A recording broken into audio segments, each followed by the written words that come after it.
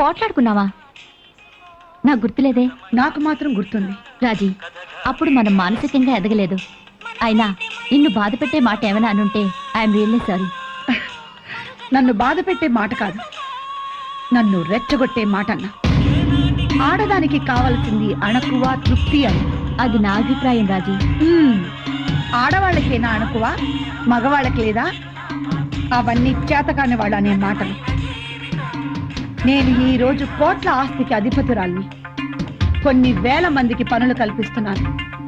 నేను కూడా నీలాగే తృప్తి పడుంటే ఇవన్నీ సాధ్యమయ్యేవా? సాధారణంగా బతకడం నాకు ఇష్టం రాజీ. అది అసమర్థులు చెప్పే మాట. అది నీ అభిప్రాయం. ఓకే, ఇంకేమైనా మాట్లాడుకుందాం. అది సరే, మీ వారేం చేస్తుంటారు? లేరు. 5 సంవత్సరాల క్రితం యాక్సిడెంట్లో చనిపోయారు. ఓ, నీకు పిల్లలు లేరా? ఒక బాబు. ఏం చేస్తున్నాడు? గ్రీటింగ్ షాప్ ఉంది. గ్రీటింగ్ షాపా?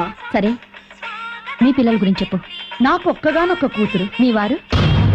అవును, అప్పట్లో నువ్వు చంద్రశేఖర్ గారిని ప్రేమించావు కదా, ఆయన్ని పెళ్లి చేసుకోలేదా? అదే నా జీవితంలో నేను చేసిన పొరపాటు. ఆయనకి నాలా బ్రతకడం తెలియక విడిగా ఉంటున్నారు. రాజీ, నువ్వు ఇంకా మారలేదన్నమాట.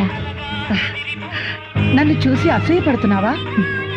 కాదు, జాలి పడుతున్నా. రోడ్డు మీద నువ్వు కనిపించిన క్షణం నుండి నీలో అహంకారమే చూస్తున్నాను. ప్రమాదంలో నా భర్తను నేను పోగొట్టుకున్నాను, కానీ నువ్వు మూర్ఖత్వంతో నీ భర్తని వదులుకున్నావు. రాజీ, ఈ దేశపు స్త్రీలు 1 కోటి రూపాయల కన్నా చిటికెడు కుంకుమ చాలని కోరుకుంటారు.